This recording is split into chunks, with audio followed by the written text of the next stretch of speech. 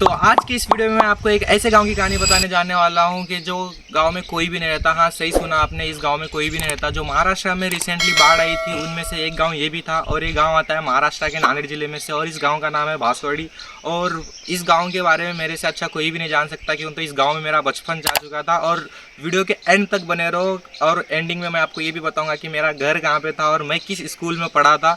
तो भाई कि मुझे यहाँ पे रिसर्च नहीं करनी पड़ेगी कि गूगल से इधर से उधर से कि यहाँ पे कैसा था क्या नहीं, क्यों तो यहाँ का कल्चर, यहाँ के लोग और यहाँ पे कहाँ पे क्या चीज़ें होती थी ये सब पता है। तो बने रहिए वीडियो में। तो एक वक्त था जब ये जगह गांव का दिल हुआ करती थी। हर शाम जैसे ही सूरज ढलता और ठंडी हवा चलती, गांव के बुजुर्ग अपनी लाठियां टेकते हुए यहाँ जमा हो जाते। कोई खेती बाड़ी की बातें करता तो कोई पुराने किस्से छेड़ देता। बच्चे उनके पास बैठकर चमत्कारी कहानियां सुनते और नौजवान दिन भर की थकान मिटाने के लिए हंसी मजाक करते। रात के सन्नाटे में भी वहाँ से उठने वाली ठहाकों की गूंज पूरे गाँव में सुनाई देती। वहाँ बैठने का मतलब सिर्फ वक्त बिताना नहीं, बल्कि एक दूसरे के सुख दुख बांटना था।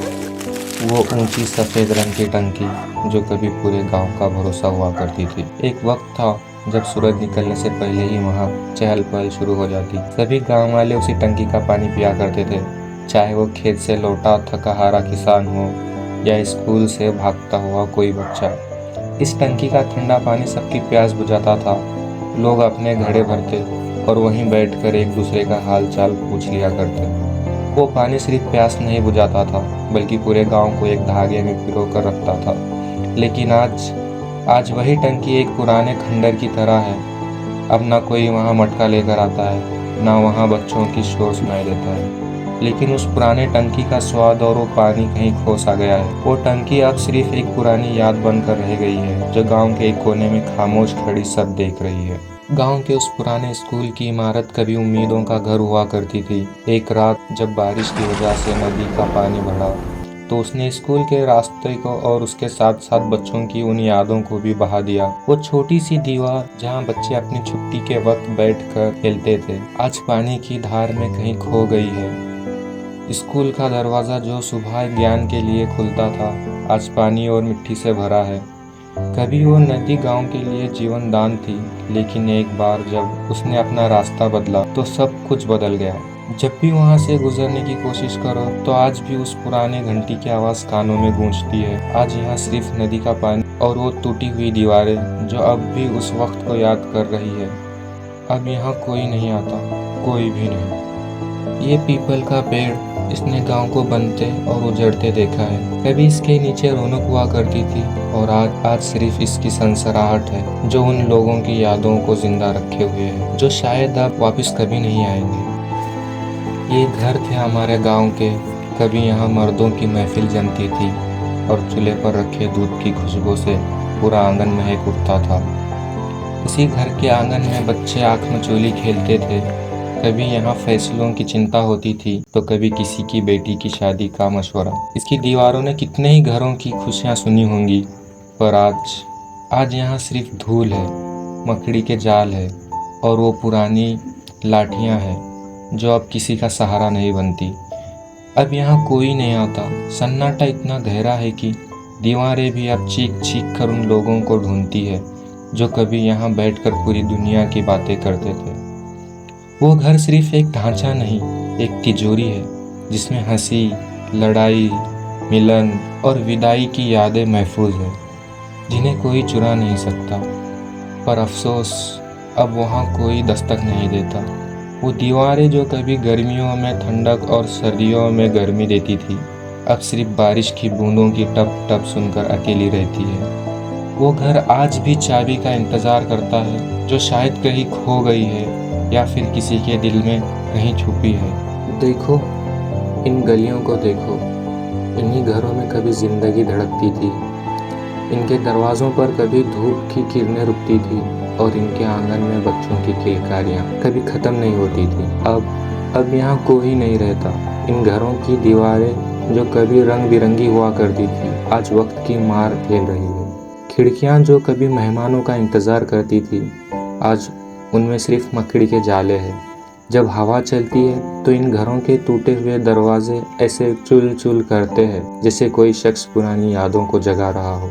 सब छोड़कर चले गए, कोई शहर गया, तो कोई वक्त के साथ कहीं और निकल गया। बस ये घर रह गए हैं अपनी उन यादों को संभाले हुए जिनको कोई सुनने वाला नहीं है।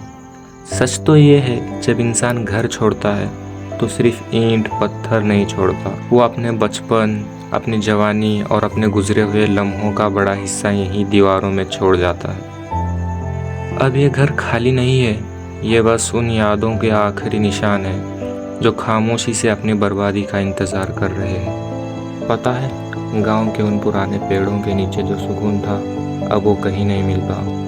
दोपहर की वो धूप और उन पेड़ों की घनी छाँव जैसे माँ का आंचल, जब हम थक हार कर उनके नीचे बैठते थे, टीकी वो खुशबू, पत्तों से छान कर आने वाली रोशनी सारी थकान मिटा देती थी। वहाँ कोई शोर नहीं था, बस चिड़ियों की चाय चाय थी और हवा का एक झोंका जो कानों में कहता कि थोड़ी देर और रुक जाओ।